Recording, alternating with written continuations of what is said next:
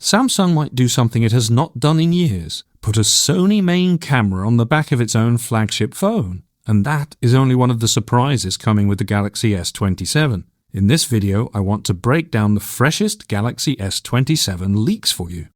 We will look at a new main camera, a privacy screen feature, the battery debate everyone is arguing about, and the charging story behind it. Let us start with that camera switch, because it is the one nobody saw coming.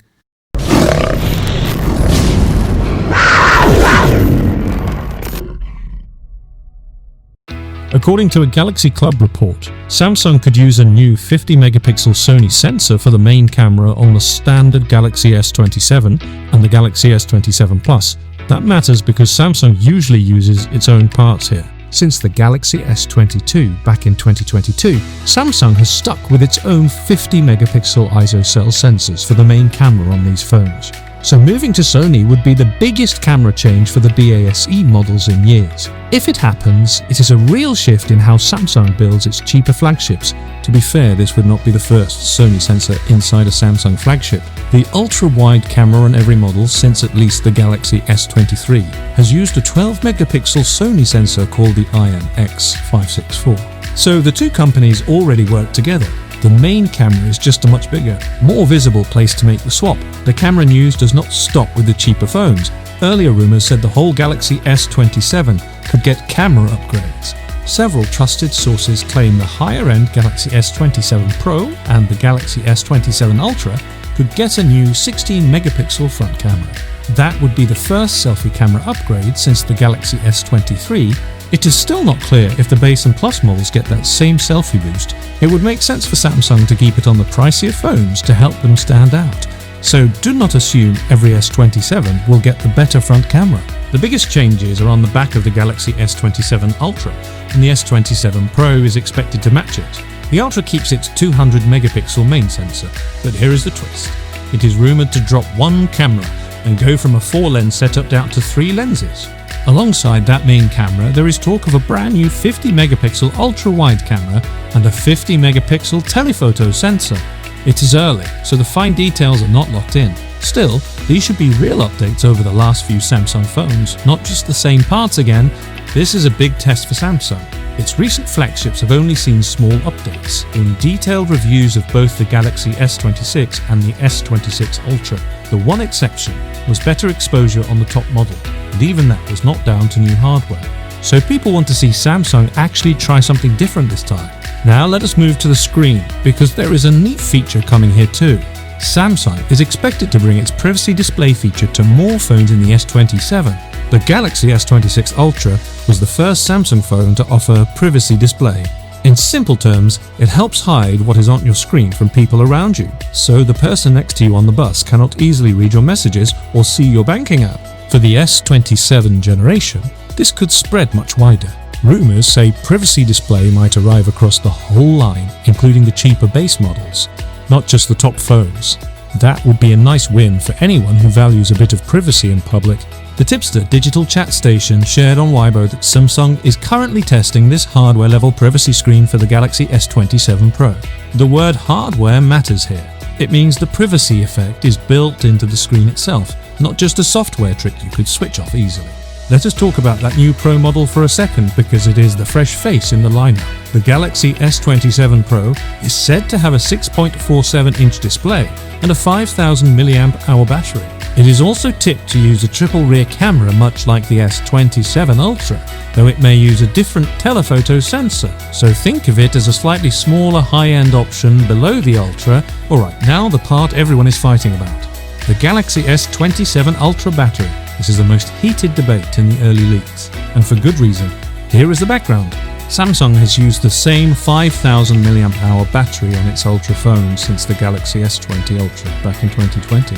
That was a big battery at the time, but things have moved on. Many Android phones now sit above 7000 mAh, which leaves Samsung well behind on paper. The good news is that a change is finally expected with the Galaxy S27 Ultra. The catch is that nobody agrees on how big that change will be. In early July of 2026, an unproven source called Phone Futurist claimed the S27 Ultra could get a 5600 or 5800 mAh battery. That got people excited fast. But the well-known industry insider Ice Universe quickly pushed back and said those claims lacked substance. Here is why that pushback makes sense. The original claim was based on Samsung SDI supposedly testing a new battery size around 5,600 to 5,800 mAh. The problem is that Samsung does not use just one battery supplier for its Ultra phones. So even if one supplier tested that size, it does not prove the final phone will actually ship with it. So where does that leave us? Honestly, we just do not know the real battery size yet. An increase is expected, but there is no solid confirmation of any jump above 5,500 mAh. Treat the bigger numbers as hopeful, not certain. There is also a rival to think about. If Samsung only bumps the battery a little, it could fall behind the iPhone 18 Pro Max. For years, Apple leaned on better software rather than a huge battery. But now even the iPhone 18 Pro Max is expected to pack a 5,567 mAh battery in the US model, with a slightly smaller 5,391 mAh cell for the international version. So Samsung has real pressure to move. Let us switch from battery size to charging speed, because they are not the same thing.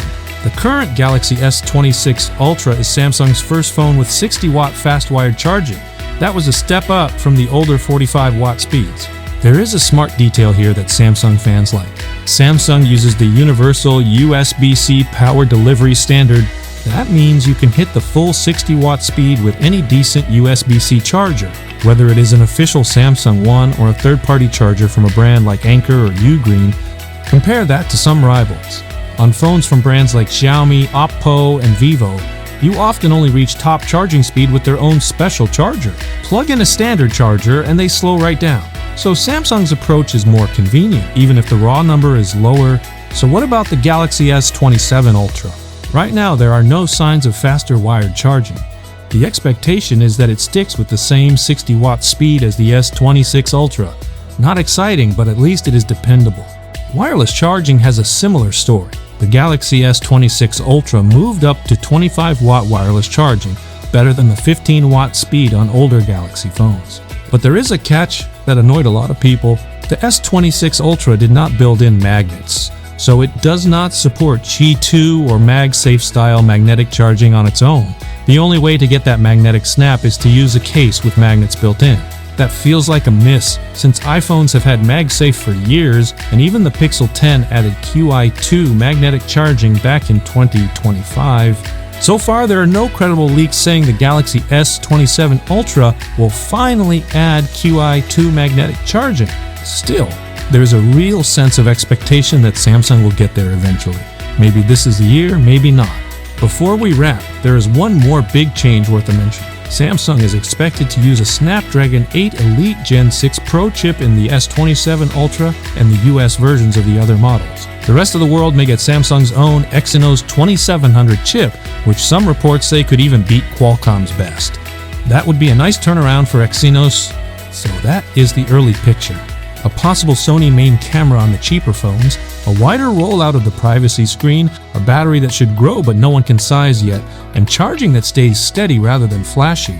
Samsung is expected to reveal the Galaxy S27 series in early 2027, so we still have time for these leaks to shift. If this helped you make sense of the S27 rumors, please tap like and subscribe so you catch every update as it lands. Next time I will dig into whether that new Galaxy S27 Pro is actually worth waiting for, or if the Ultra is still the one to buy. See you in the next one.